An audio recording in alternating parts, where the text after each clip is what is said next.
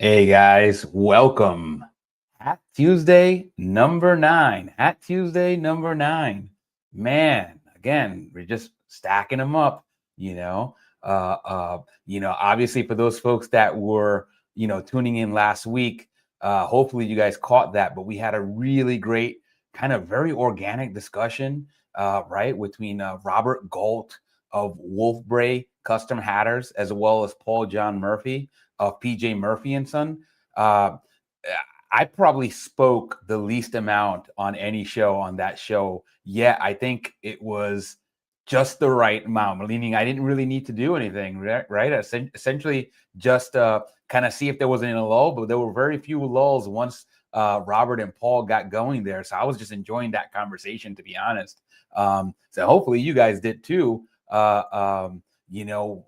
I feel like we have a really good cadence now. That show probably really represented or has best represented what I want to accomplish here, with this YouTube channel. And it's really exciting because I'm looking forward to doing a lot more of that.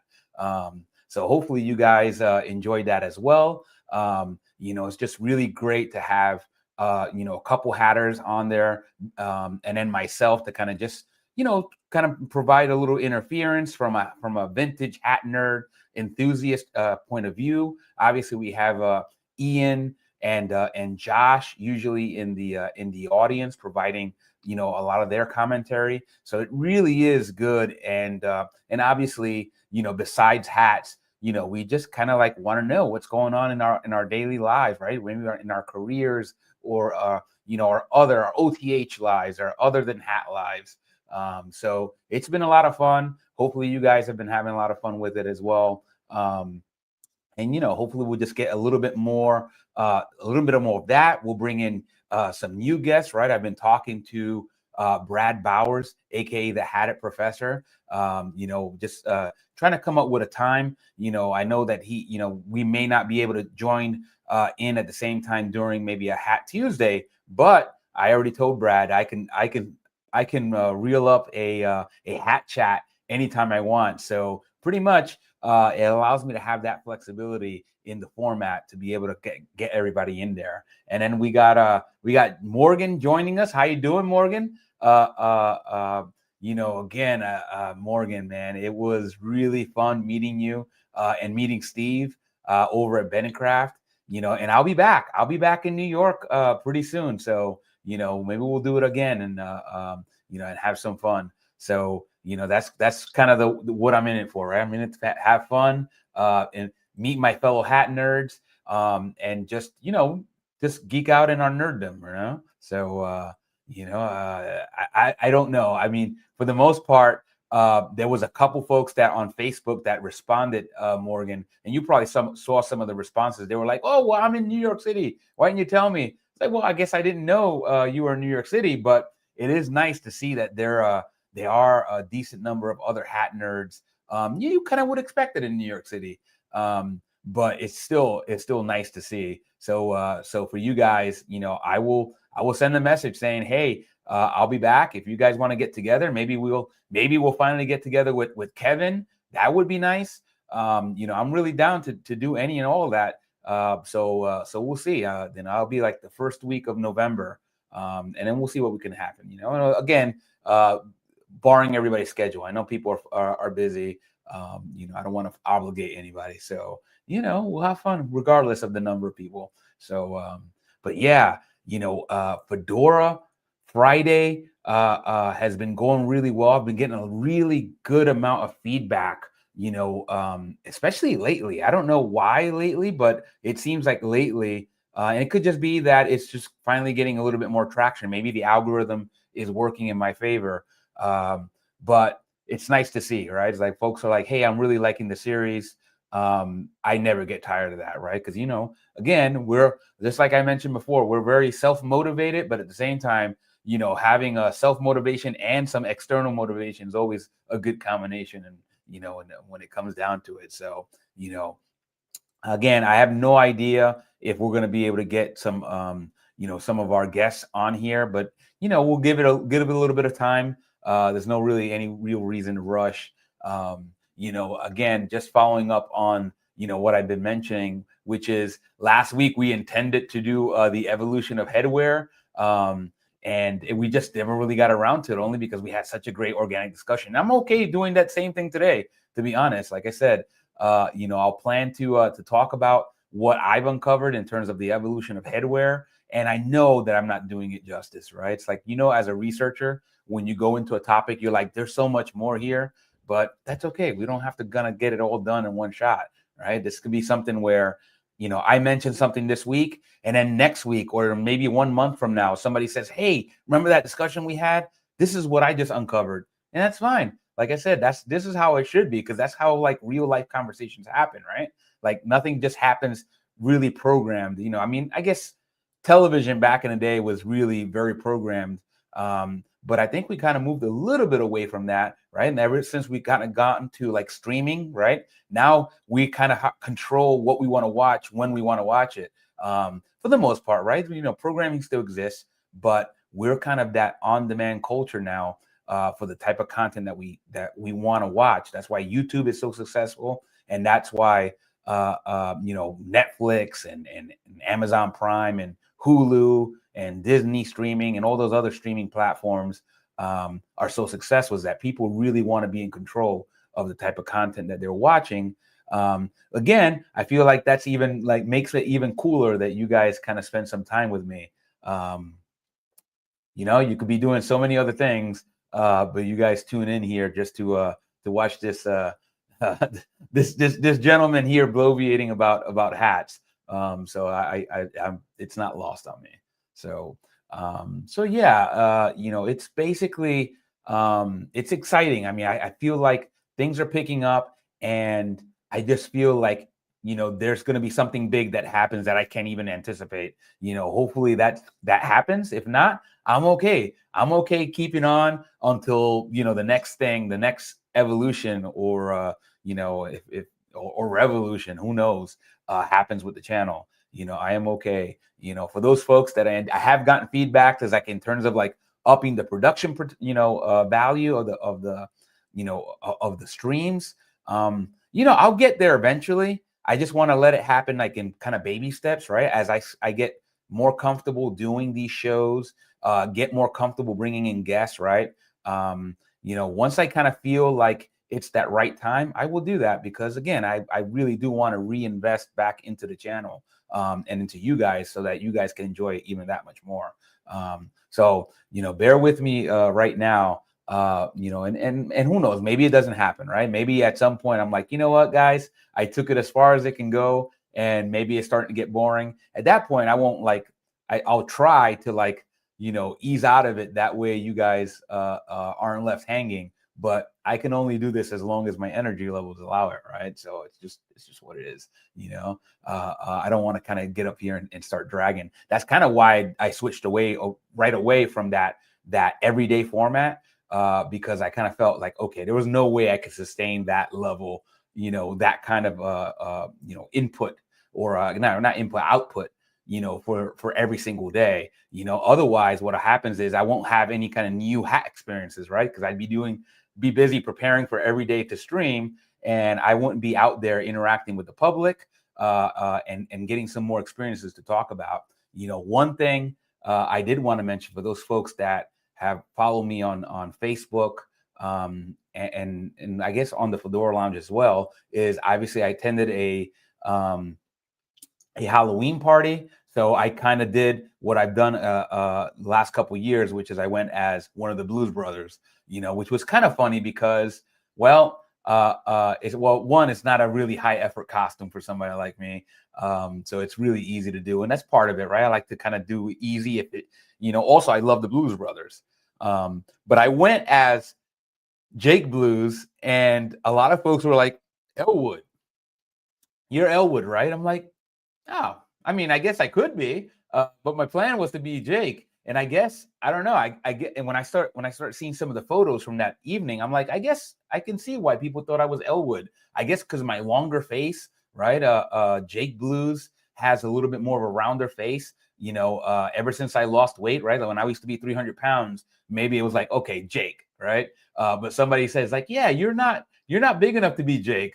And I was like, that's good. I was like, I probably could stand to lose a few pounds, but it's still nice to hear that I'm not big enough to be Jake Blues. So I'm like, all right, I'll take that.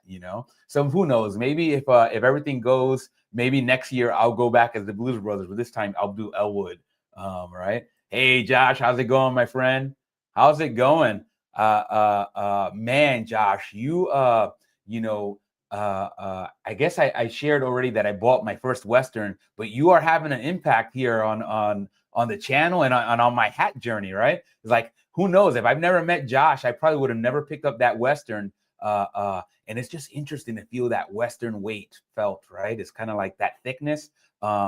It just kind of gives you a newfound respect, right? For like the role that the Western hat plays, right? And we alluded to that last time in terms of like the evolution. And we'll get to that, today, assuming everything goes as planned.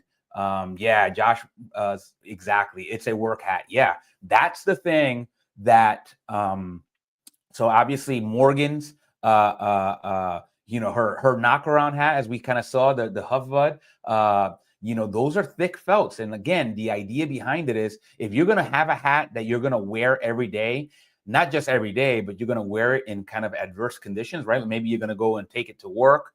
You're going to go and, kind of just, it's your only hat, right? Like it's kind of like the Bondurants. Those hats were worn because those were their only hats, right? They weren't folks that were like collecting, a whole bunch of hats. So their hats got worn.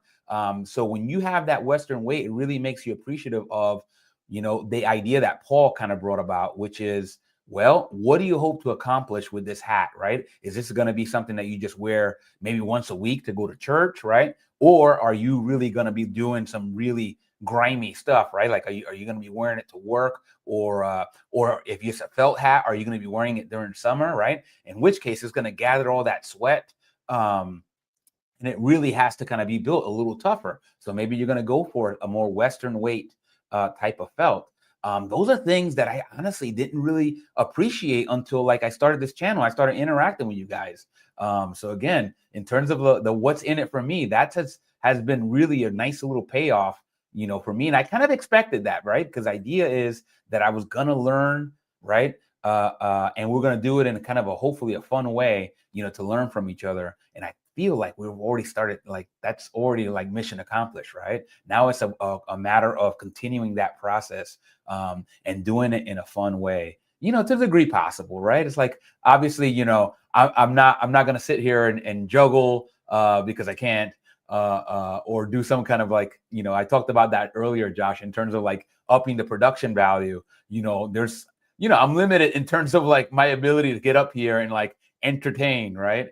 And maybe that's going to be the big limiter of the channel, right? It's like, I seen Luke talk, and then I'm just tired of the guy, right? And that's cool. I'm fine with that. Like I said, I don't want anybody here just hanging around and like, obligated. If it's, I got to make it fun for you guys so that you guys can stick around and keep sharing your time with me. So hopefully that'll happen. And like I said, some of that will happen with your guys' feedback. Robert has been really active in our group chat, and I really appreciate that from Robert.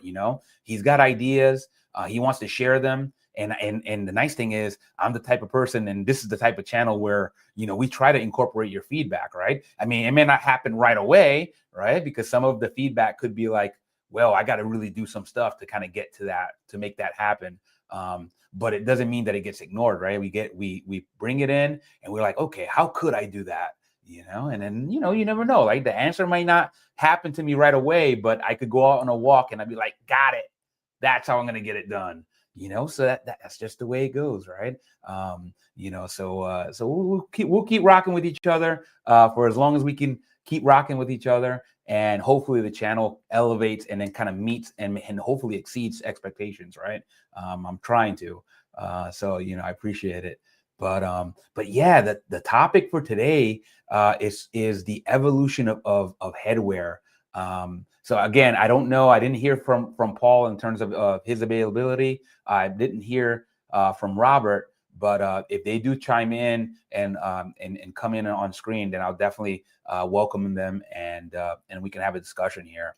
But yeah, this is something where, and I think I shared this with the board of directors. I had kind of like I had ChatGPT kind of help me out with doing some of the background research. So what I'll do is I'll actually just share some of the stuff in here, and then obviously if guests come in, then we can just have a more organic discussion. In the meantime, I'll just go into like prepared material, right? And some of you guys have already seen this map, right? So this is kind of what really drove the discussion before, in terms of we talked about, right, the idea that Robert brought forward, which is the idea of the traditional fine felt hat versus the artistic or more festival type felt hats, right? And again, I'm not saying that this is right. This is what Chat GPT generated for me, and I think I might have shared this already before,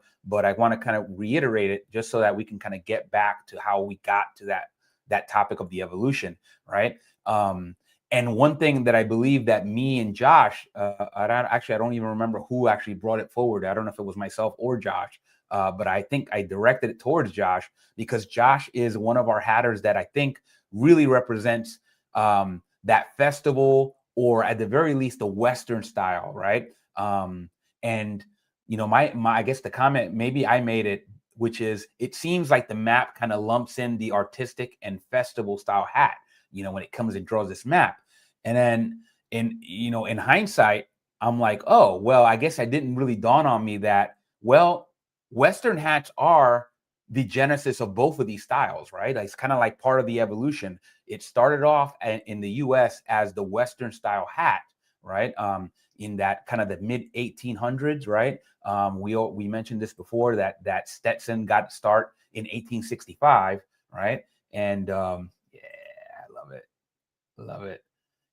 And honestly, that was where it eventually got to. It got to the fedora, right? The fine hat and the fedora as we know it. And then eventually, in the more modern time, moved to the kind of the festival hat, or the more artistic hat. So, that is exactly what, yeah, exactly. It's like, that is correct. I'm what I call a crosser hatter. I make both cowboy and vintage and the in between. Exactly. And I think that's actually really accurate, based on like the type of hats that I've seen Josh producing. And again, remember, Josh is a relatively young hatter. He still is evolving kind of his style, kind of even like Paul, who's done hatting, I think Paul mentioned 18 months. That's a really short amount of time, given like how far Paul has gotten. But again, it kind of speaks to the type of person that Paul is, and I feel like Josh is also in that same camp, that they're continuously evolving. That's what I said, evolving their style, right? Because right, they're trying to figure out, okay, these are the kind of hats that I want to make in general, like my core, right? My bread and butter type hats. But like any good hatter, you kind of want to have some versatility. So I feel like it's really nice to see kind of Paul and Josh kind of go through that process. I'm sure Brian is doing the same. One thing that's really cool that I'll mention right now is that Brian just recently posted a hat. Who knows? It could have been that Brian saw, when I commented about like the fact that I don't see leather sweatbands. It doesn't mean that he didn't use them. It's just that the two examples that I've gotten from him did not have leather sweatbands. But he posted a hat just I want to say it was yesterday, and it had a nice brown leather sweatband. So again, I didn't ask him, hey, is this new? But either way, it shows that he certainly is, capable and willing and able, right, to do that. And it looked really sharp, man. It's like like that's this snowflake hat. It doesn't have a leather sweatband. And again, I still love the hat. It doesn't mean I don't love the hat. But that hat, you add that brown leather sweatband, I think you even take that hat even up a little notch. So again, to that evolution, again, assuming that Brian is now just starting to add those sweatbands, he might have always had them, Again, I don't know because I'm not familiar with all his hat line, but it's nice to see, right? Because, right, if he's a hatter and somebody's like, okay, I'm going to make this hat from scratch, they could be telling Brian, hey, I want to have a brown leather sweatband. So it's already nice to see that Brian can pull out a hat and say, okay, well, do you want something like this? Because this is already created. That's I love it, And Josh mentions, fun fact, you don't need a reed for a Western hat. The stiffness of the hat and the weight retains its structure. That's interesting to know. Yeah. See, the construction, and that's where, like, Josh and Paul and Robert and obviously Brian as well, the structural part of the process, right? We talked about Ebola hats last week. Ebola is somebody that, like, it's a hat brand where some of their hats, they're going like kind of engineering wise, right? Like again, it's hard to describe unless you actually go see it. I know, Josh, you looked it up. He has kind of like, he's moving this gentleman. I'm just going to call him the Ebola hats gentleman because I'm not aware that he posts his actual name. But this gentleman seems to be evolving his hat making into being like works of like mechanical works, right? It seems very like steampunk and futuristic. I love it. You know what I mean? And like I said, somebody's going to see that and they're going to get inspired, right? And they're going to be like, I'm going to go and try to take it a step further. It's very similar to like watches in my mind, right? Or cars, right? Or anything that has to do with machines, because guys and machines, right? That's the fascination with men and the watches, men and their cars, right? But I think it's not just men, right? It's just like humans in general, machines. There's something about machines that's like, hey, you take all these pieces and they work in unison to create something that's really useful and that really helps me out. So I think it's really cool. And it's just like, almost seems like a no-brainer that hats are probably moving in that direction. Not because they need to, right? Although there could be that there becomes a need, but right, just like watches, we make complicated watches these days that don't need to be complicated. It's just that, well, there's kind of like fascination and beauty with complications with watches, right? So even though they can, right, the more complicated a machine is, the more parts is in it, well, the more likely it is to be unreliable, right? I mean, that's kind of how usually you see with like a lot of the German cars, right? Historically, they've always been a lot more complicated machines, in which case it's more costly to repair, right? And they're a little bit more likely to need maintenance to be able to keep them up. But people love those machines, right? Their BMWs, their Porsches, their Mercedes, those foreign cars that are usually at the very cusp of the technology. And with that, when you're on the edge and on the cusp of technology, you're going to be probably a little bit less reliable, right? You're going to need a little more maintenance. It's going to be a little more costly when something does go wrong. But people that, well, it usually motivates people to kind of work on their own cars, right? It's like, all right, I'm going to save a buck by, changing my oil or doing, basic mechanical things that will save me money so that, well, if it's a really big job, then I'll pay for it.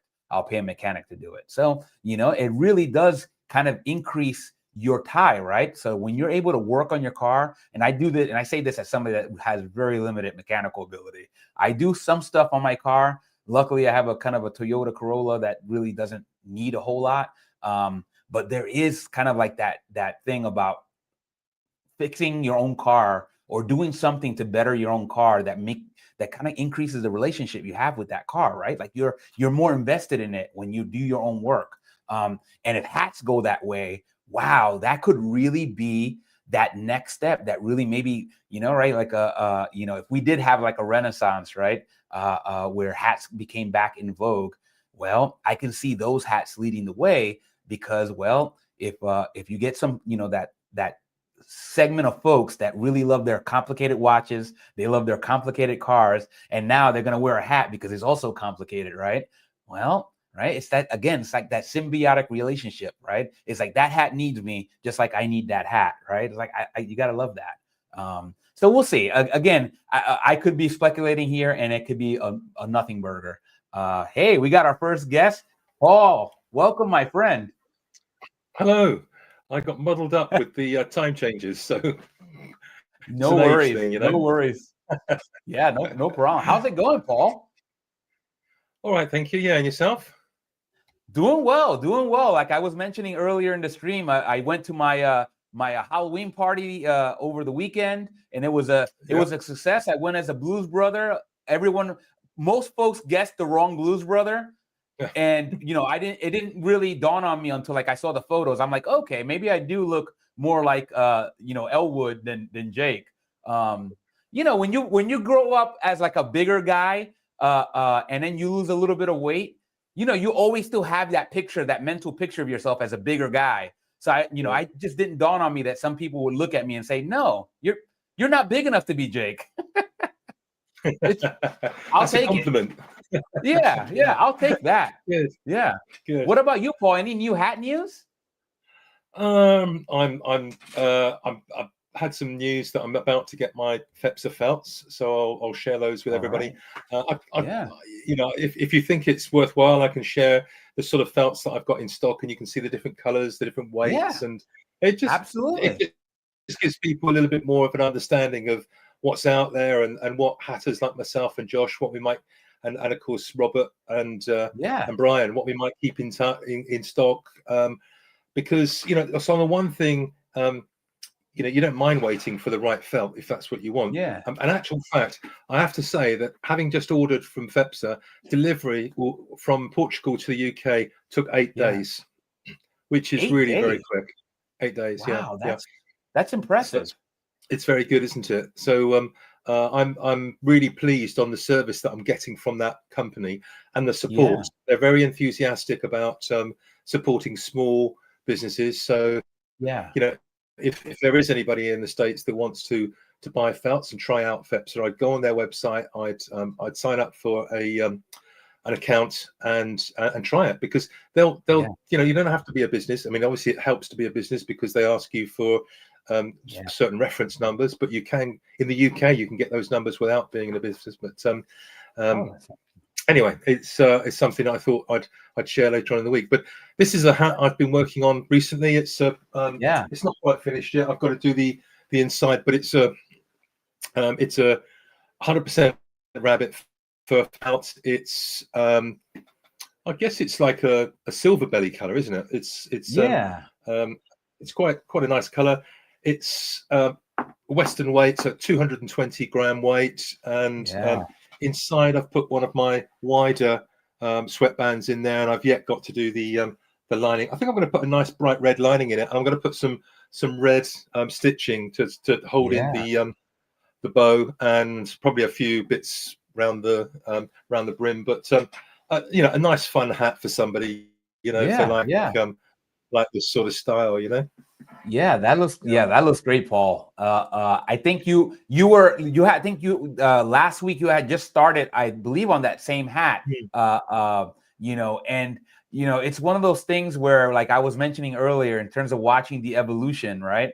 I think Robert showed his Lord's hat as well, which he brought that hat on. I had no idea that he was going to wear that hat. But as soon as he did, I think we both smiled, because we were like, yes, we were just talking about how that hat never looks bad, right? Like that Hamburg / Lord's hat style never really looks bad.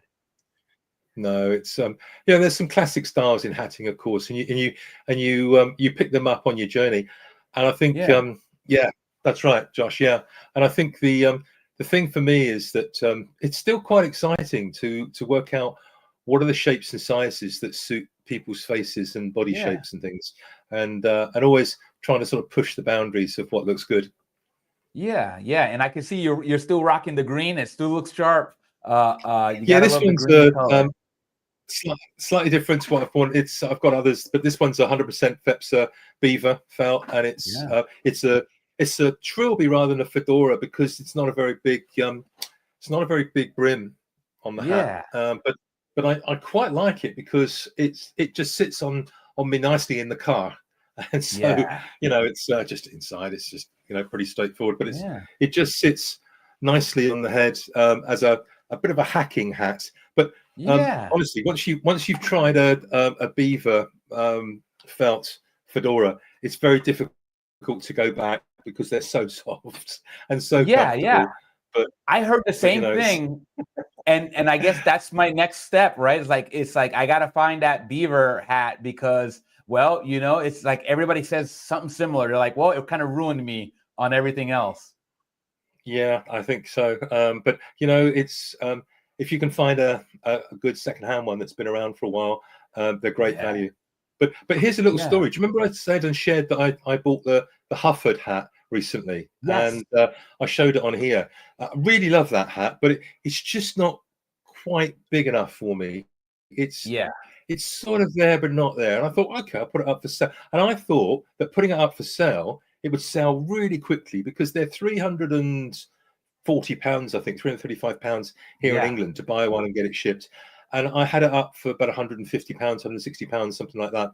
And it hasn't sold, you know, not at all yet. So it's really quite unusual. The marketplace in the UK is very, very quiet at the moment on hats in general. It's probably the worst month I've had since I started in terms of interest. So I think we've got a budget coming up soon with the government, and you know the economy is really biting into people's I guess disposable income.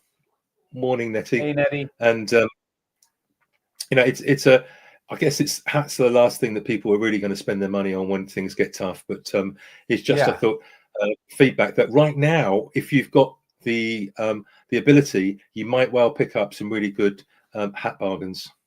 Yeah, and that's a great point. I think Robert was alluding to that when we had this discussion about the hat blocks, right? And I think it's true, right? I think I don't even remember my response, but you know, it just got me thinking about well, you know, you keep track of the news and you start seeing, right, things like, well, here in my neck of the woods, the government shutdown, the federal government shutdown is already the second longest shutdown in the history of such shutdowns. I think we're on day 28, I believe now. The longest has only been 35 days. So, I mean, right now, as it stands, we could really have a strong chance of besting that mark.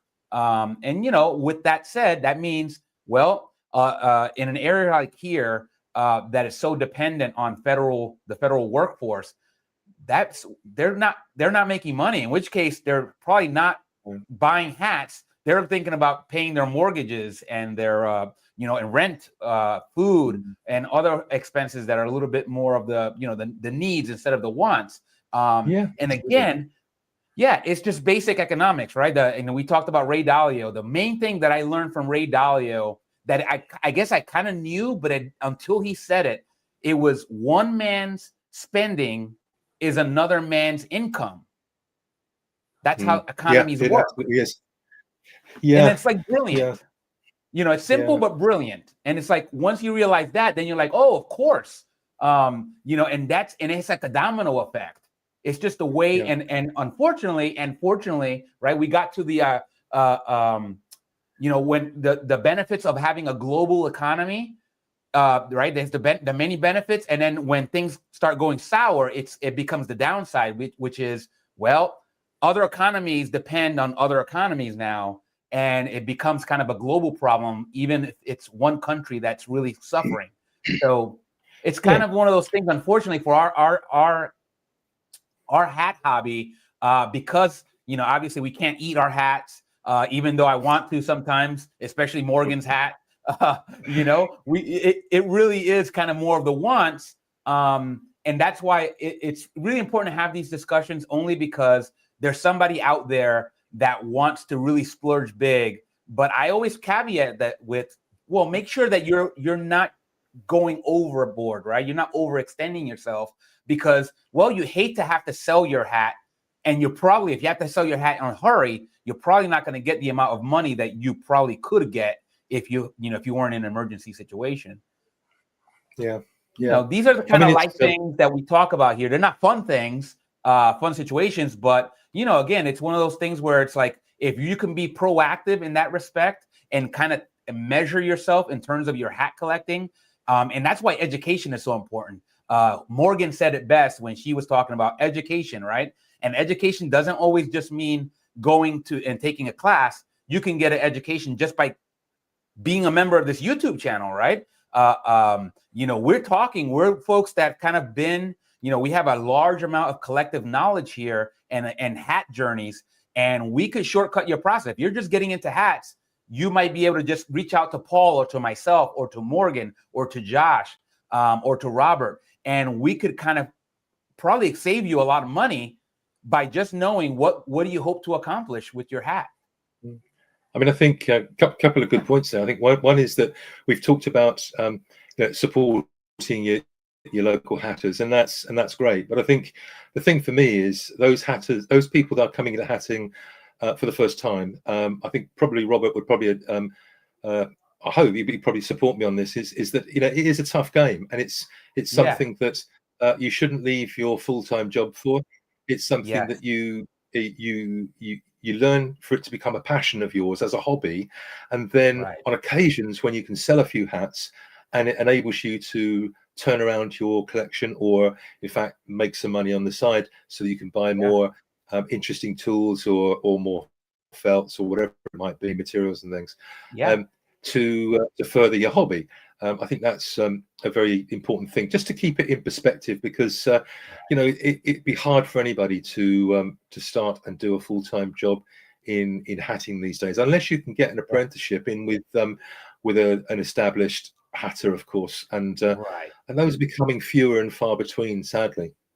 Yeah, and that's, again, it's one of those things that one cannot help but notice, right? The common denominator. I don't know about Brian Forbes, because we never got to that discussion. It seemed kind of one of those things where I wouldn't ask about that, because that's like not my business. I would just wait to see if he offered that, whether that's his primary source of income. But regardless, Paul, Robert, Josh, you guys are all hatters that are not relying on your hat business to support you and to pay your mortgages or your rents.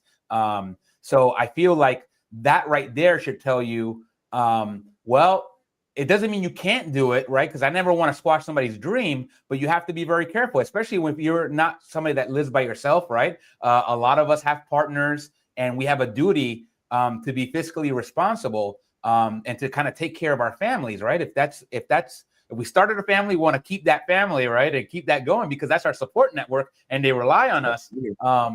And well, there's a way. And like I said, that's why I love having the conversations, because somebody else that maybe has this idea could at least get a little bit more of the realism, or maybe they just have that weight. They're like the Jeff Bezos or the, Elon Musk or whatever of hats. And they're like, no, you just don't know. Right. It's like, well, then you obviously got it figured out. Go do it. And obviously, I love to see you succeed. I never want to see somebody fail. I'd happy to be wrong in that respect, to be honest.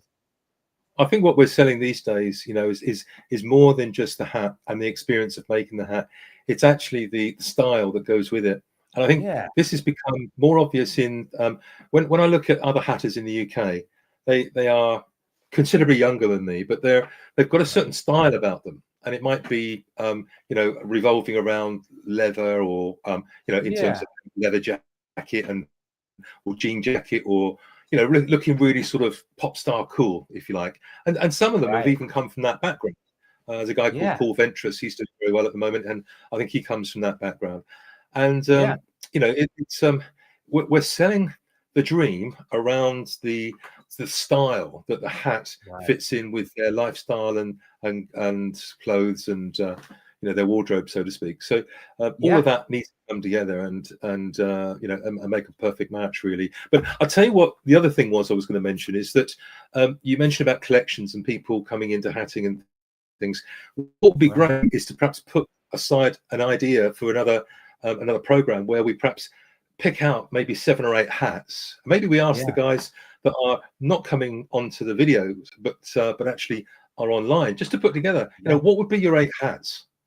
Just put them together at home, take a photograph, even if you've got less than 8 hats, and send it through to the group chat, because it'd be very interesting, because trying to, and I honestly think that you could get away with a wardrobe that has 8 hats, and then use that as a base to then decide, okay, I'm going to limit myself to 8 or 10 hats, and then I'm going to one out, one in, one out, one in. And, you know, that way I've got space in my wardrobe. I've got not too much money tied up. I've got the style thing going on and the color thing going on. But you don't get to a situation like myself where every time I go out, I've got 50 hats to look at. Which one am I going to wear? And it's like, I always pick the wrong one. Paradox of choice. Correct. And like with watches, it's very similar, right? Usually the 3-watch collection is something that's right. The dive watch, the field watch, and the aviation watch. And then obviously for those folks that just want one watch, there's kind of the do it all watch, right? The one watch that can do it all. It can be dressy, it can be, you know, it can be sporty, it can do it all. And usually they'll recommend like a black dial. That's kind of a popular choice for the one watch, do it all watch. But again, I feel like there's value in creating, because what we're really talking about is creating a framework, right? A framework for a hat collection. And I love frameworks. So I like that, Paul. I'm going to try to chew on that. Just something you said, and I thought, I'll share that then, and we'll see what comes of it. So Josh said, I just want people to order more so I can make more. I love the hat making process. And the nice thing is that Josh, you know, in the meantime, while you're waiting for that customer base to build up, you know, Josh is like, he's being smart about it, right? He's buying used examples, right? Especially ones that are not in so great shape. He can get those for, you know, very, very little, you know, like very little money, and then essentially use the felt, right? Like he's getting that raw material for a fraction of the price, and then repurposing it and making it something really great. You gotta love that.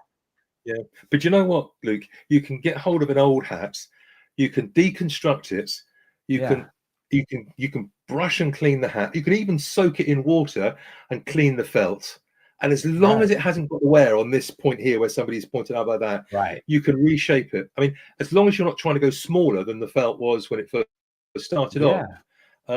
Now, having done that on both straws and felts, it's so rewarding, because if you can think that there are some Borsalinos out there, we all know how nice their felt is, right? Whenever you touch or wear a Borsilino, you just think, oh my goodness, it's like wearing butter on your head. It is so light and so comfortable, and cleaner and the too. Thing is, and if you can actually resize it, because a lot of them are in the small sizes, because of course we all know people, you know, years ago had smaller heads. If you could resize it and put your own sweatband in there and actually put a story about the hat with the original sweatband and everything, gosh, that's like what I call them is reborn classics. And so I started, and you know, Josh is probably doing it as well, but taking these hats and putting them into, over here in the UK, 58 is the average size of a gentleman's head, and of course going back some, it was more like 55, 56. So there's clearly 2 or 3 centimeters that you need to gain on the felt. But it's quite an interesting thing to be able to do, and also practice by doing it. Absolutely. So there are ways, you know, that you can do this and be responsible, and take a stepwise approach. And you know, again, and then and nothing says that you can't add your unique twist. And then hopefully you join, like, you know, one of our forums here and just share that. It's like, hey, one thing I discovered, kind of like what Josh mentioned with the coconut oil, I believe he mentioned. Like nobody had. I got a bunch of nods that, oh, I didn't see that. But those are the kind of things that somebody discovers, and you know, and maybe they picked it up somewhere else. Who knows? But that's how word gets around, and we shortcut our own processes here. And you gotta love that. You know, you gotta love that. Absolutely, it's great to share. You know. And Josh mentions, I currently have 3 main hats: my work hat, my everyday hat, and my formal hat. See, that's a good framework right there. Again, that framework is just as valid. It's whatever works for you, isn't it? I mean, one of the things that I looked at recently is that for around the house, when it's starting to get colder, and you know, as you've seen, I've got no hair, and so I'm thinking about making a skull cap type, fisherman's type hat out of felt, just to put on, just to keep my head warm in the cold weather, without having to put a formal hat on. You know, I've got, but my problem is I'm slightly allergic to wool, To wool, and right. it brings down a rash, on my head. So it's quite difficult to keep a woolen hat on for too long. So Yeah. I need to make something out of rabbit or something. Yeah. And that seems a lot more common than I tend to realize at the surface level, that people do have, there's a couple things. One is whether your skin reacts differently, right? But some people don't like the feel against their skin, meaning they won't have a reaction. It's just that the tactile touch of wool gives them, like, it makes them cringe.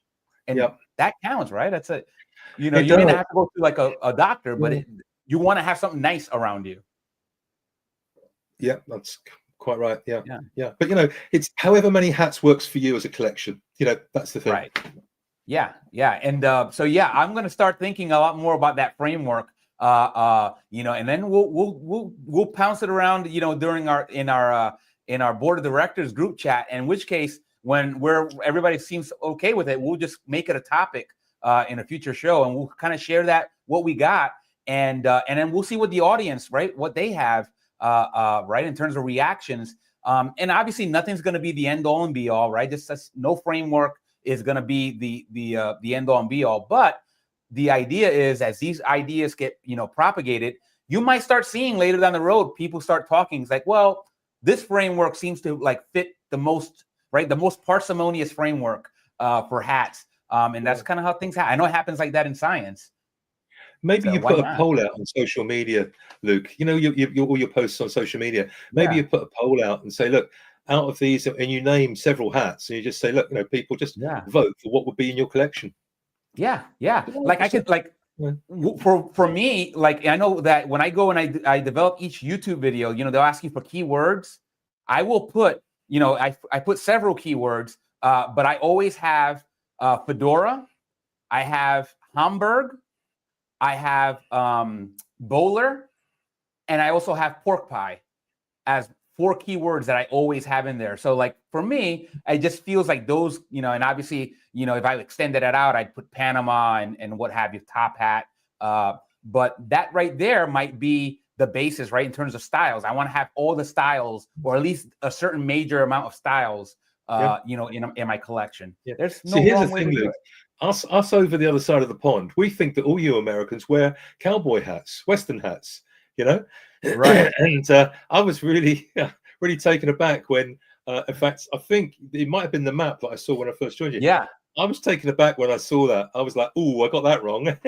Well, no, I mean, you may not have per se, right? Because, let's get back to that map here. When I'll bring it back up here. The observation, and again, I don't remember if it was myself, mentioning this to Josh in particular, or Josh mentioning it to me, that, in the back of my mind, it seemed like the map was kind of like lumping the artistic and the festival hats together. But chronologically, in terms of the chronology, the Western hat is the forefather for both of these styles, right? So essentially the idea is, in the mid 1800s in the US, we had the cowboy hat, right? And they had Stetson was kind of like that, one of the brands that kind of like placed it on the map, right? Kind of almost became synonymous with the cowboy hat. And obviously we had Resistol, but then came the fedora, right? And then you had, right, the fedora, the high crown fedora, right? Which Steve Heck put that in my mind when he's like, that love of the high crown really is just a nod towards the Western style hat. And I'm like, yes, that makes perfect sense when you look at the history and the evolution. And obviously the crowns started coming down. And then eventually we started becoming a lot more of interested in experimenting with sweatbands and with ribbons, and everything else that we could experiment with, color as well. And then that kind of led the way for the artistic and festival hat style to get prominence, especially in the US, right? Because, kind of what we've discovered and what we've talked about here on the channel is that, the US seems to kind of be a little bit more progressive, or a little bit less, people are a little bit more comfortable going out there or being out there with some of their style, as opposed to, let's say, the UK, like you mentioned, Paul, where there's a lot more of that pressure to be conservative. So I think it made natural sense that you would have the festival hat kind of give rise here. And it doesn't mean it won't reach out there. I think, like I said, somebody could look at the hats by a Kubra and can say, hey, that's fitting with that Western and festival type hat that kind of a out there kind of a right, because you have the idea of that, right, that Crocodile Dundee hat. It's connected. Yeah, they're very, very popular over here, Luke. I mean, we have several. I guess the racing set, if you like, the horse racing set. We have several race courses around the UK, as you do in America. But we also have a lot of show jumping and gymkhanas and all that sort of thing. So the horsey set and the country set are very much into the Akubra brand, and so it does very well. And what I've seen recently is actually the second-hand prices of the older Akubras that are a better quality than the new ones that I'm told. I've not had a new one yet since they got taken over by their current owners. But the older ones have gone up in price as second-hand. They're double what they were perhaps a year or two ago. Right. Yeah. I mean, again, I was late to the Akubra game, but wow. And obviously my first Akubra is the one you would expect somebody that's into the fedora style to really gravitate, the Style Master. But Akubra, again, they have their own kind of look to them. And the nice thing is that hat nerds across the world respect the Akubra. They know what that hat's about. And you can go anywhere. Like I said, you can go to the UK with a more out there looking Akubra and be like, okay, I may or may not want to wear something like that, but I can respect it because I know what it is and why it's important in the hat world. So you gotta love that. It's one of those things where I'm like, obviously, in terms of world leaders, there's not that many world leaders that you still see out there wearing a fine hat. But I feel like it'll make its way back, and maybe that's what we need, that hatted person that's gonna like unite the world. We need a few advocates, don't we?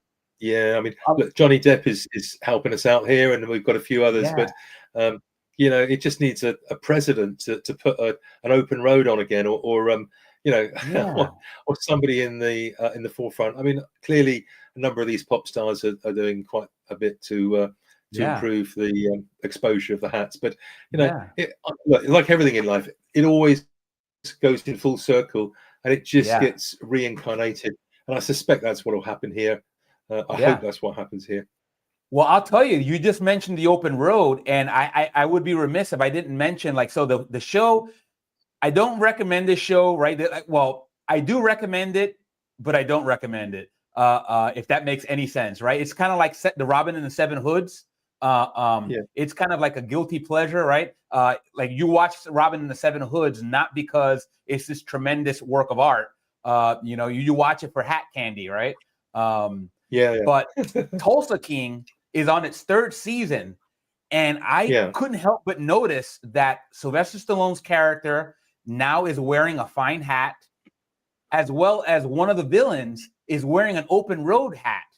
And it looks, the open road can't not look good, right? But it's really it's nice to see that evolution even within the series, because I didn't really notice the hats in season 1 and 2. It's just in season 3 that I saw that Stallone's character started wearing a hat. And Stallone's no stranger to the hat. Rocky, I had that photo there of Rocky 2 with the hat tilt. I can't help that think that was on purpose. And I gotta love it as a hat nerd. Yeah. Wonderful. Yes, hat candy, exactly. Nothing wrong with hat candy. Again, I wouldn't recommend the Tulsa King as like some high piece of work. It can be entertaining. It's on season 3. You can tell that they really didn't know that they were going to get that long. They were going to get extended. So now they're doing, what series tend to do when they don't know, right? They didn't plan on season 3. Well, they wrote a bunch of episodes. They're going to see what sticks, right? So that's the kind of show it is. But if you just want to see some hats, maybe it's worth checking out. I think they're like on episode 7 was the last one. They usually do 10 episodes. But we're going to get to TV shows here for Fedora Friday. It's just, we have to kind of make our way through some of these movies first. But I'm looking forward to it. one thing that our topic at hand here is the evolution, right? So this map kind of started that discussion, right? And then led to the idea of, okay, the Western hat predated both the fedora or the traditional fine felt hat and the artistic / festival hat. Well, that begged the question, and Paul, you were the one that suggested it, which is, the evolution of hats. So I went right on Chat GPT, and I think I shared like an earlier version of this, but I'm going to share this. I guess this like timeline, and this is probably not going to go over. Yeah, I'm going to go and try to zoom in here a lot, so that you guys don't have to strain yourself. And I won't go over these in, one by one, but it kind of just goes in and provides some timeline about the various hat styles. And obviously it started off with prehistoric felt hats, right? The idea is, right, hats starting off as functional, right? That makes perfect sense, right? It says here, before 3000 BCE, and I learned that BCE stands for before Common Era, right? It's the idea of trying to make it a little bit more agnostic, in terms of timing. So if you see BCE and you're like, what the heck is that? Well, BCE stands for before Common Era, and then as opposed to CE, which just stands for Common Era. It really is, it's analogous to BC and AD that you would see with traditional, in traditional history books, I guess.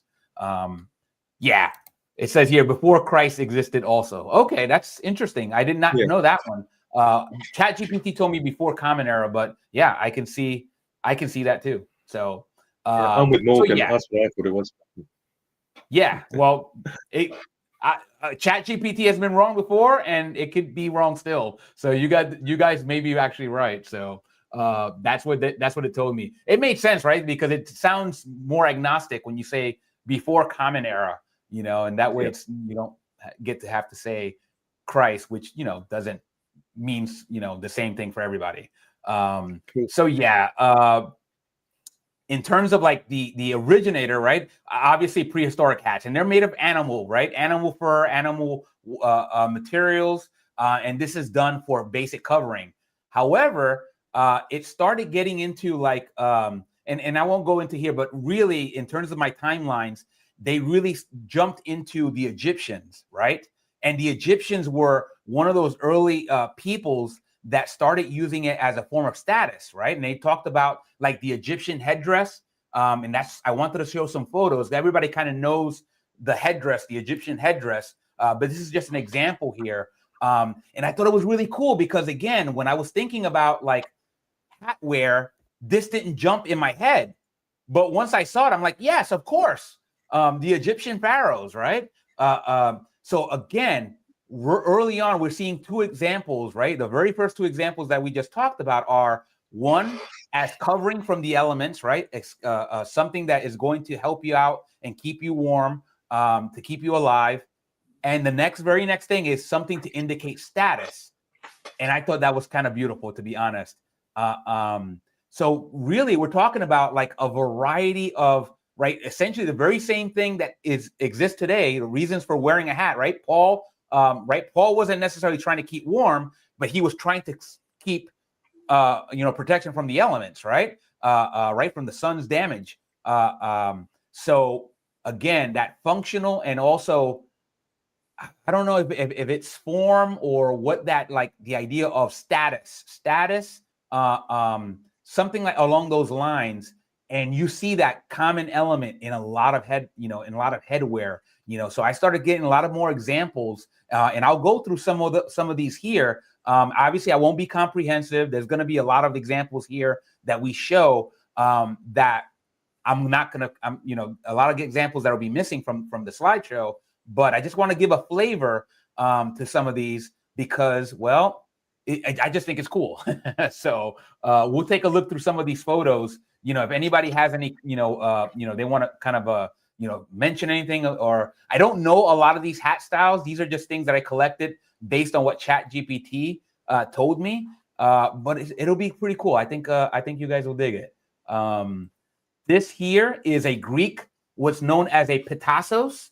Hopefully I'm saying that correct. But I think everybody knows this hat, right? Like I didn't jump in my mind either. But when I saw it, I'm like, yeah, I've seen that. This is probably what, you might have seen in some of the, the old Greek philosophers wearing. But again, I didn't even know that the term for it, but that's what ChatGPT helped me out. Again, it's one of those things where I'm like, you're seeing here, right? Something, two hats that don't have brims. So, right, we saw the Egyptian headdress. Let me close out my other slideshow here. Yeah. So we have the Egyptian, which has kind of like it looks like a cobra right in the front. But again, brimless. And it looks like it's almost like folded over right at the front here on the right side here.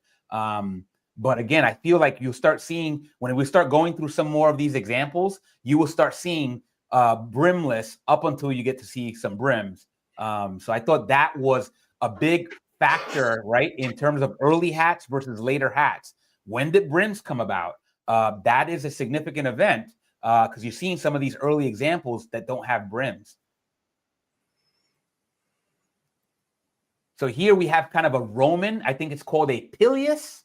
Hopefully I'm saying that correctly. Again, very kind of crude looking hat, more triangular, I guess, in shape, but also brimless. Just again, thanks to ChatGPT, because again, I've seen some of these hats, right? You go to museums or any kind of place that deals with like history, and you'll see these things, but they don't come top of mind when you start trying to go back. And luckily, ChatGPT is like, okay, this is kind of some examples, some prime examples of the evolution. Josh says, look up the Korean gat, or gat. I'll have to do that. The Korean gat. We do have, right, the Eurasian kind of influence that we'll show one example here. I think actually it's the very next example. This is known as the Chinese guan hat. Again, no brim. This doesn't even look like felt, but I'm sure, I believe the Chinese were credited. I believe it was the Chinese. It might have just been Asian for the introduction of, right, of wool, right? Formerly, like a more modern example. I guess the word would be a more realistic predecessor of the modern wool hat, I believe, was credited to the Asians. Again, it didn't say. I just don't want to mention it because I don't know if I remember if it was Chinese or not. So I'll just say Asian. And yeah, again, this is an example of a guan hat. This hat, I know I've seen, but look how beautiful it is. I mean, right? So you can see already now, right? Obviously, the Egyptian one I think it's beautiful. This, is again debatable, but here you see seeing color. This is what jumped out at me. There's actual color here. It doesn't mean that there wasn't color before. It's just that, right? Something about the red, right? There's something about the color red that jumps out at you and grabs your attention. I think it's the main reason why my red Harman San Diego fedora gets so much eyeballs, right? It's red is one of those colors that really grasps your attention. So that's the first thing I noticed with this photo. I'm like, that red, again, it looks like it's more like a tassel here, but it still really gussies up this this hat. And who knows, maybe that was a sign of nobility. Maybe only certain classes of people could wear a red tassel like this. Who knows? Maybe they were the only ones that could afford it. I don't know, but it just seems like it would be something that you would see in some of these societies. Let's see. Okay, we had the chaperone hat. Again, it's more like not as much hat, right? It is kind of hat-like, but it's almost like a kind of covering garment, right? It has kind of like that medieval look about it. Again, I don't know all the history. These are just examples, but again, I have to kind of point out like the red here. This is one of the reasons why, right? Like once you see that, right? I have to imagine that as society, right? right? A lot of times you would go right back in the day when you were exploring, you were doing so to either one, conquer your neighbors, right? Also to do business, right? To trade with them, maybe to spread your religion, right? We always talk about like the missionaries, the mercenaries, right? And the merchants, right? The three M's in terms of like how you interacted with your neighbors when you were a country back in the day, and you know, you were trying to spread your spread your society, right? And I got to imagine that at some point somebody saw the color red and said, "Yep, we're doing red now.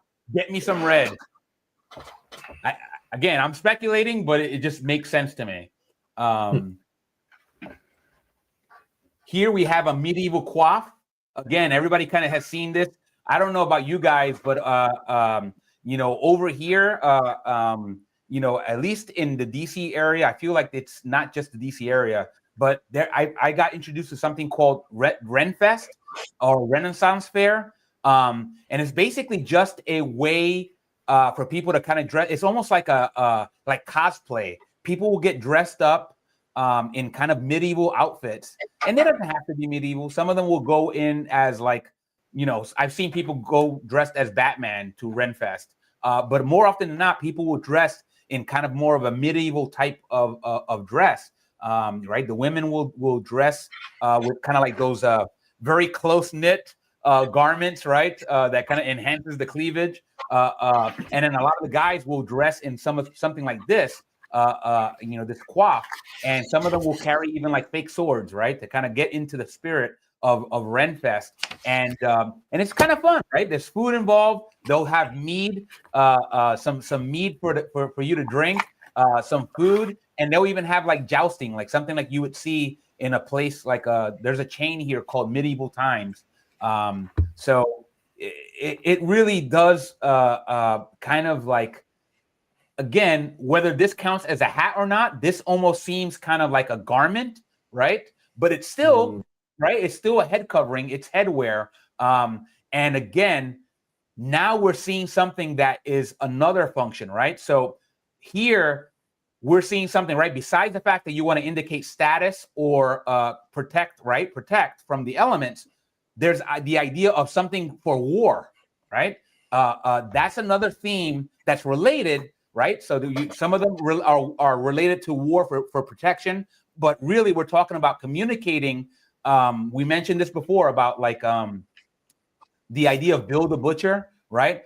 He had that steam pipe top hat, and those were things that were like uniforms, right? And we know that different countries wore different types of garments, and it became symbolic so that the other, you knew who was your friend and who was your foe. But it was kind of like, hey, I'm gonna do this because one, it may protect me from getting hurt.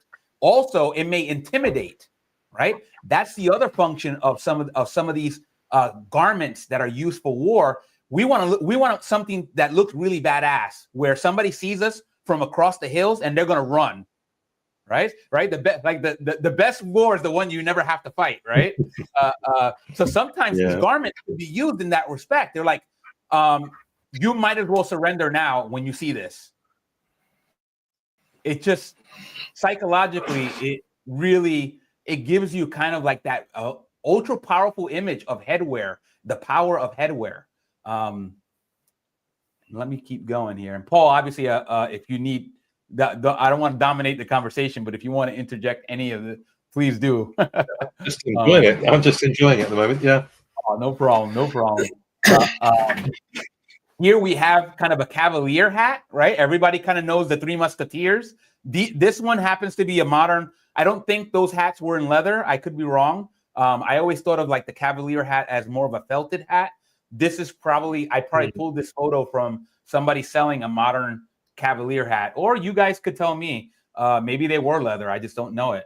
But this particular example is a leather cavalier hat. I did it more so just to kind of show you right the form of it, but also the modern incarnation kind of looked kind of cool. I don't know if I've seen a leather cavalier hat, but it goes to show you, right?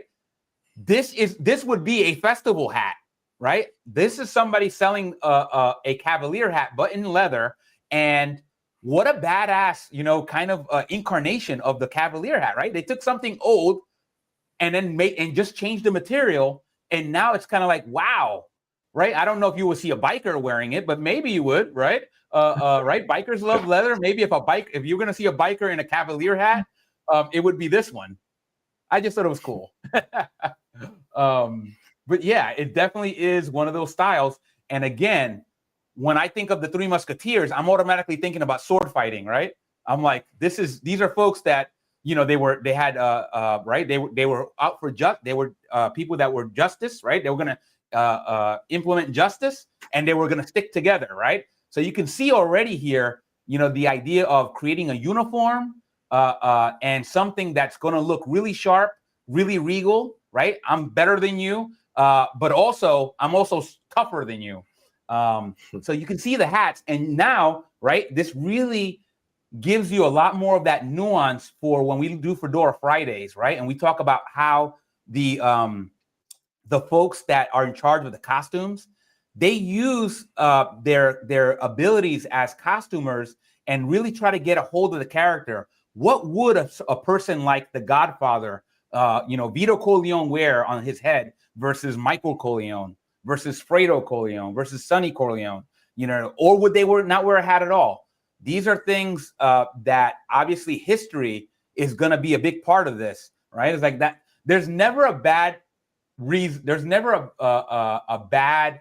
It's never a bad thing to study history. I got to imagine that costumers have to be really great historians to be able to do their trade, right? Because they have to be period appropriate, and then they also have to have that artistic sense to know the character at a deeper level, right? Maybe communicating with the screenplay writer, with the director, to kind of say, hey, what kind of person is this? And then once I know that kind of person, what this person wants to become, right? That's another theme that we've touched upon with Fedora Fridays. Sometimes the hat is the surrogate for reputation, right? It's like, I want this reputation, so now I'm going to wear a Hamburg. Well, I'm touching a fedora, but I'm looking at a Hamburg. I'm going to wear a Hamburg hat because I want to be taken seriously, right? Michael Corleone did it. Jack Bondurant did it. And then maybe once I already have that reputation, maybe I don't need the Hamburg anymore. Maybe I can kind of switch to a flat cap like Jack Bondurant did, or no hat like Michael Corleone did, right? So you can see some of the ideas here. And I got to imagine that as I'm viewing some of these hats historically, yeah, it makes sense. You know, it's like, this is how characters have been built. Reputations have been built by peoples. Of course, a really good costume designer is going to use that to their advantage. Let's see. Oh, this is another kind of modern iteration. Again, this is kind of that tricorn hat, but it's in leather. Again, I don't know. I feel like this is just a modern incarnation of the tricorn, or maybe they've always been in leather and I just didn't know it. For some reason, I always thought of the tricorn as being a felt hat, but I still showed this photo only because I was like, that looks pretty badass. You know, I wouldn't mind wearing this. You know, I don't know. I try it. Maybe Brian Forbes will start doing some tricorns, and I'll get one. I don't know. It's just like I said, I never thought I would wear a tricorn, but I see this leather version. I'm like, you know what? That doesn't look bad. What else? Okay.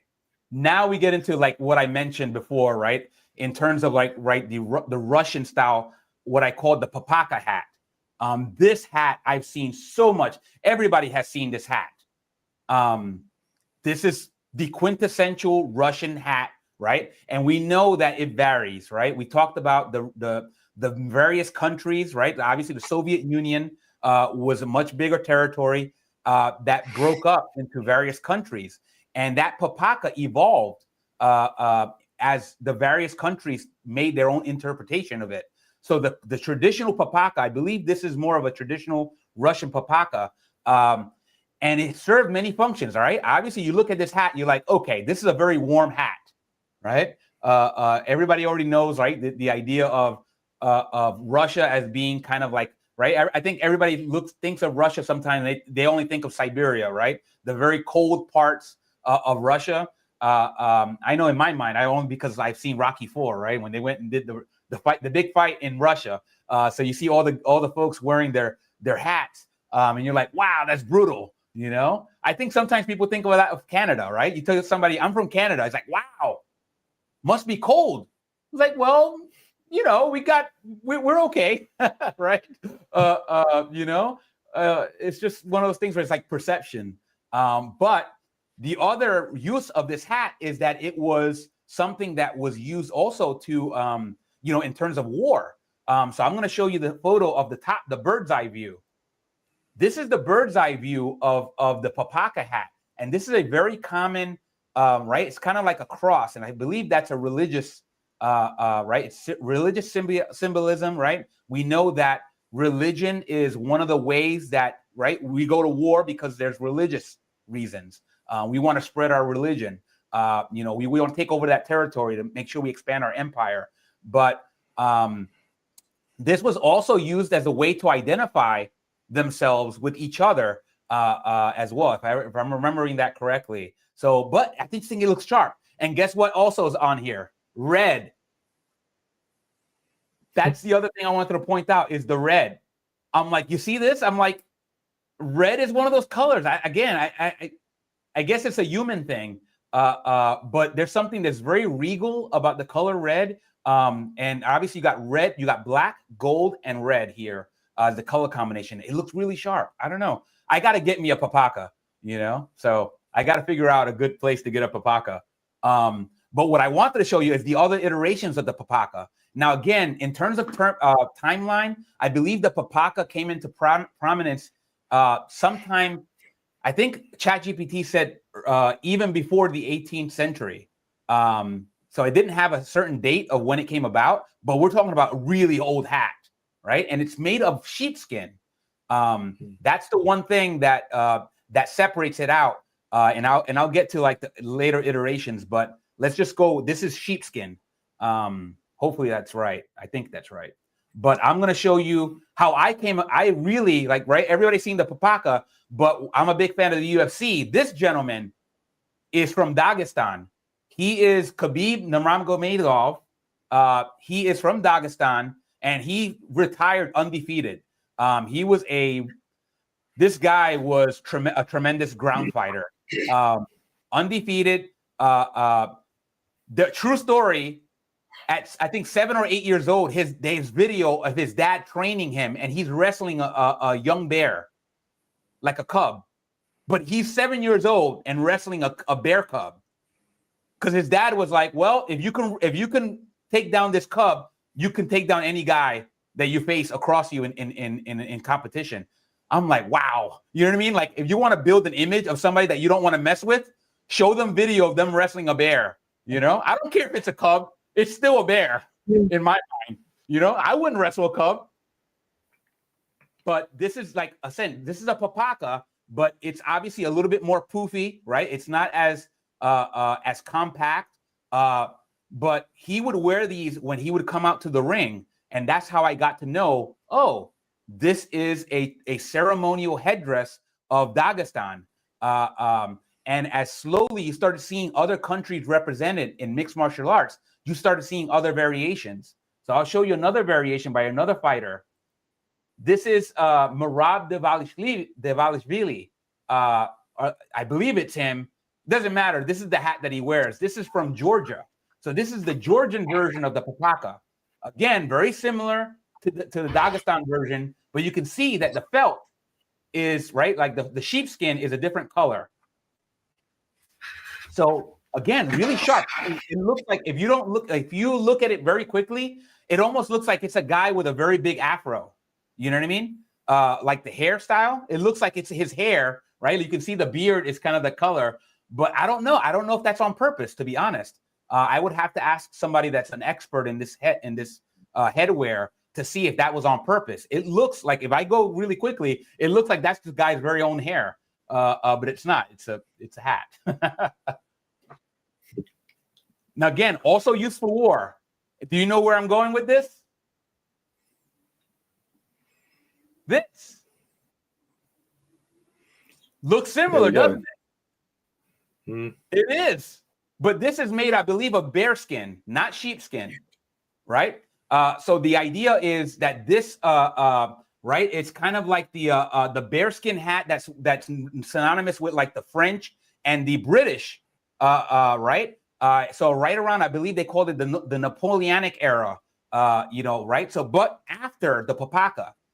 So by the assumption would have to be that the Papakha came first, and maybe this bearskin hat was inspired by that. That's very similar functions, right? These are hats of war, but they're also status. You know what I mean? Right? Everybody knows about the Royal Guardsmen, right? It's kind of like known throughout the world, right? They see this hat. It's very regal. There's a certain regality to this hat. And I don't know how much it feels like I've seen variants in terms of height. Maybe the height it means something, but I don't know enough about it. Yeah, it just was fascinating when I saw this, and then when I asked ChatGPT to give me the timelines, and then in my mind I'm like, okay, it's very reasonable that somebody saw the Russian Papakha and said, hey, that looks badass. We need something like that, but we're gonna do it a little different. Instead of sheepskin, we will do bearskin, and obviously a little different. But you can see the connections here. The other things is no brims on any of these, right? It's just a cylindrical object, and it just looks intimidating. Who would mess with somebody wearing something like this? I wouldn't. Yeah, it just looks very intimidating. And then obviously we talked about, right? Right. This is already getting into the 18th century, I believe the 18th century. Obviously, in the 19th century, we had the Western cowboy hat. So I won't go into that because we know, right? We already discussed the cowboy hat and how it led to the fedora and how it led, to the festival hat. But another hat here that I will mention is this kind of female, right? This is, I believe it's called a cloche or a cloche. Paul, do you know if it's called a cloche or a cloche? Yeah, either or. I think it's okay. A French design from what I can see, okay. And I think Chanel made a number of hats like that. Yeah, gotcha. But this is kind of like the style of hat that you saw a lot of females wearing, right? During the a lot of that U.S. evolution, right? When females were, right, especially high society females, they would have these fine felts, but they were wearing this kind of style, right? And obviously we already talked about, right, where the ribbon sits, right? The bow, right? If it's on the right side of the hat, it's usually a hat intended for a female wearer. The left side, if you have a feather or a bow or any kind of thing like that on the left side, it's usually signifies that the hat's made for a male. So I wanted to kind of reiterate that. One hat that I didn't have on here that I kind of regret was the fez hat. And obviously synonymous, right, with the Ottoman Empire. I just didn't want to show it and then not really speak intelligently about it. But that's a hat that I definitely want to cover. I believe Brad Bowers, the hatted professor, I'm hoping to get him on there. I've seen him on Facebook. He's finally Facebook friends with me. And I've seen him in several photos wearing a fez hat. So I'd love to table that conversation on the fez hat for the hatted professor. So Brad, if you're watching this, we need you on here because I got to know more about this fez hat. I know a little bit, but again, I only know what I've uncovered with ChatGPT and then whatever other means available to me. But that kind of like at least gives a flavor to some of the evolution of headwear, right? So I already see like some frameworks that we can build, right, in terms of what are the main purposes of the hats, right? Protection from the elements, right? An indicator of status or wealth. And then third is kind of a mechanism for war, right? Intimidation, protection, right, during war, and just a uniform, right? Some sort of uniform to know that who's friend and who's foe. So right there, you already have something, hopefully, that you guys will benefit from. I know I benefited from it because I'm like, wow. And I know already there's so many hats that I didn't, right? Josh mentioned the Korean gat. We'll still have this conversation, right? So I hope, my hope is that we'll have this discussion. You'll see some of this. It'll inspire you to be like, you know what you should have had, Luke, this. And then we'll go in a subsequent episode. It doesn't have to be a dedicated topic. You guys could just mention it. Maybe somebody will go on screen and just say, hey, let me show you this hat. And then show it and then tell us something about it. And then, and maybe we'll analyze it from that framework. Is this a hat that was done for protection of the elements? Was it done for status, or was it deliberately for war, or some combination of all three? And that will at least give us some kind of framework. And obviously we can evolve that framework as we move on. But yeah, I had a lot of fun doing this. It's one of those things where I'm like, again, there's no real bad way to do history, right? It's like, no matter what kind of endeavor that you use, what you do for a living, or what your hobby is, there's something to be said for studying history and being a real good consumer of history, because it always gives you a new lens to view the modern incarnations, and it also gives you ideas for where the hat hobby could be going. Right? We talked about Ebola hats and how like the gentleman from Ebola hats is going very mechanical with hats. Who knows? Maybe like in the next renaissance in hats, right? Everybody's going to be wearing hats, but they're going to be mechanical. I don't know. Again, I could be blowing smoke here, but it just seems like when I saw it, I was like, that's cool. As a watch nerd, as kind of a junior car nerd, I saw it, right? Like especially guys, we're really in tune to machines. Right? Complicated machines, especially. And I just feel like the hat, why not? Right? So yeah, if you haven't caught Ebola hats, I believe that's Ebola hats or Ebola_hats. He's on Instagram. I'd love to get that gentleman. I believe he's out in Sheffield. But really cool hat. Yeah. Wow. Guys, sorry, I kind of blew right through that. Like, Paul, I didn't even let you get a word in edgewise. No, it's good. I was just enjoying it. Yeah, it was interesting to hear and useful to see. I think we've all probably been guilty of concentrating more on hats that have come from the late 1800s, i.e., the Western hats, and in the UK, some of the different styles that you've shown there today, and how it's sort of. The 1920s, 30s, and 40s had a big influence on hats, because clearly it was the real time for it. I mean, in the UK, I think we were making something like 40 or 50 million hats a year. I mean, that's just crazy. It's a huge amount, and clearly that's changed an awful lot because of various transportation things that have meant that people don't have to wear such big overcoats and hats and all of those sort of things. But I think people are thinking more and more about the whole fashion thing and their whole appearance, and hats, watches, and other accessories are all part of that, even down to glasses. I mean, when I was a child, we just had one pair of glasses. Right. Now, I've probably got 3, 4, 5 pairs, and I think that's becoming more the norm over here in the UK. We're multiple pairs of glasses to actually, when you're going out or starting the day and you look, oh, okay, I'm wearing brown today, so I'll wear green or brown glasses, or blue. It might be with brown, with blacks and greys and things. So I think hats are very similar, and I'd like to think that people are opening their minds to a bit more of that. I think ladies in particular, and I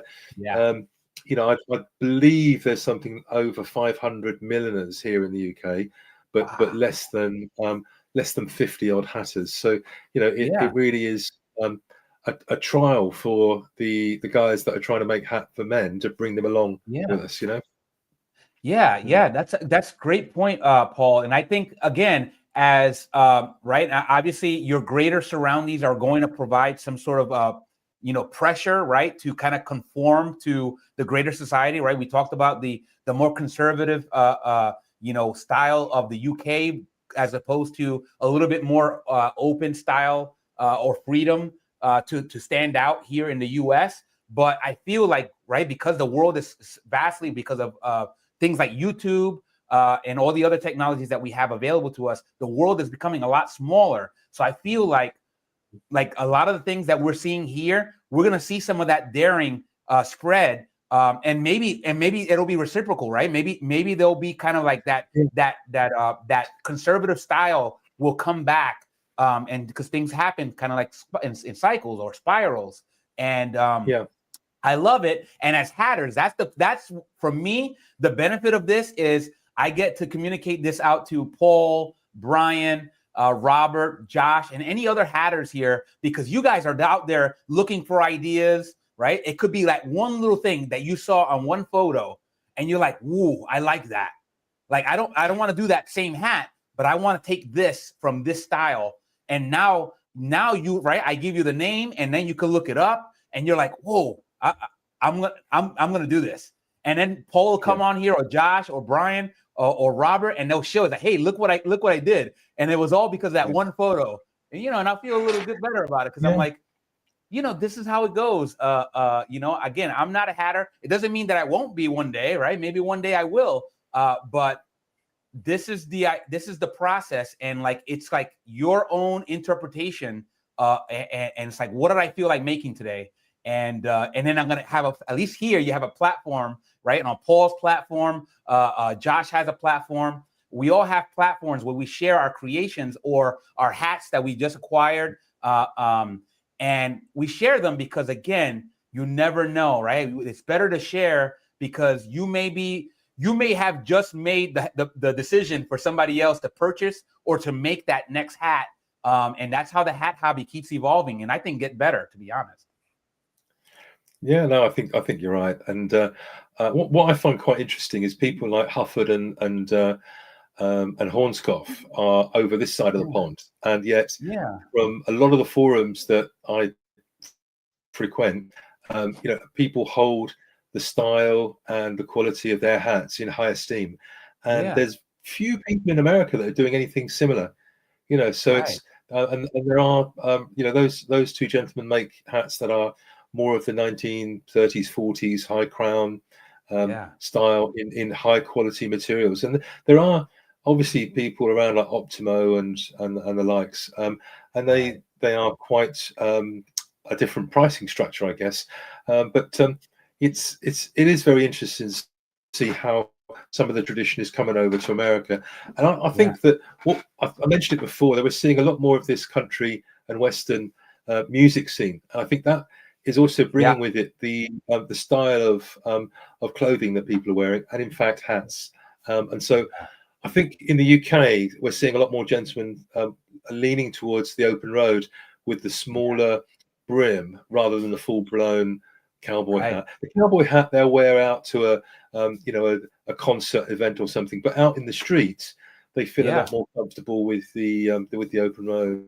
Yeah, I mean, it makes sense, right? The general shape of the open road reminds me of the Hamburg, right? It has that kind of that universality of the shape.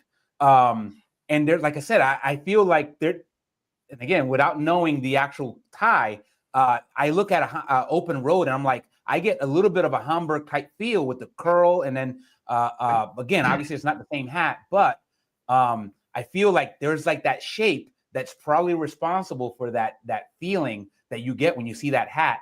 And it's just classic, and one thing I wanted to mention here is that, and I mentioned this earlier, I think, Paul, before you joined the stream, was Brian Forbes just posted a Facebook photo, and he had one of his hats that had a brown leather sweatband, which, again, I don't know. I mean, I don't know if that's something that he just implemented or he's always done it, and I just haven't seen it. That was a discussion point that I had, and who knows, maybe he saw that discussion and said, you know what, I do this. Here's an example. And it looked really good, man. It looks really good. I'm like, shout out to you, Brian. Cool. I mean, again, I'm not that familiar with your whole catalog. Maybe you've always been doing that. I just have two examples that don't have a leather sweatband, but it's nice to see. And if not, maybe you haven't done it and now you just started doing it. I'm like, great too, right? I'm like, that at least that shows his customer base.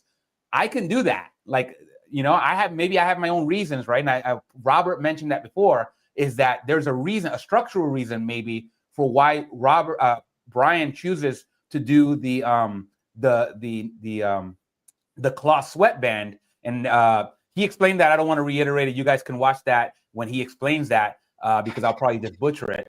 But then right there, you can see Brian says, I can do this. So I love that. Shout out to you, Brian. I love your hats. I love your style. I just love just everything about your brand. And I just look forward to seeing that, seeing more of your hats. So yeah, that's pretty much all I had. Paul, was there anything else you wanted to add?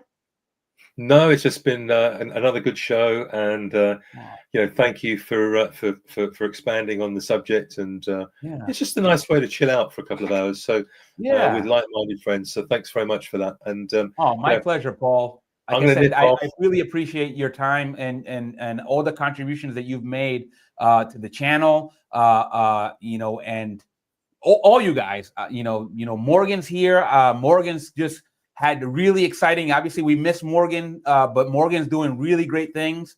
Shout out to you, Morgan. And I'll be back in New York before you know it. So my plan is to go back there probably sometime in the first week of November. So if any of you guys are from New York and want to get together, maybe me and Morgan will meet up with you guys somewhere. Maybe even with Kevin. Steve mentioned it during the last show that we did at Bencraft. And hopefully we'll get over to Kevin and we could do something. Regardless, we're going to have fun. I'll see family, I'll see friends, and I'll keep it fun. And, and if I'm out there, I'm able to stream, I'll do that and keep you guys up to speed. But in the meantime, I'll just remind you to just keep supporting Paul, keep supporting this channel, keep supporting Josh and Robert, and all the hatters that we have here, Brian Forbes, because really, again, we're self-motivated. Don't get us wrong. We're self-motivated. But when we see somebody asking about our work, right? Morgan mentioned that that Bencraft has had a lot of calls about the Huff Bud, right? So that's something I believe Steve doesn't carry, but maybe with all those phone calls, maybe he'll just reach out, right? Because he probably knows Michael. He would just say, hey, can I stock some of your hats? Like that's beautiful.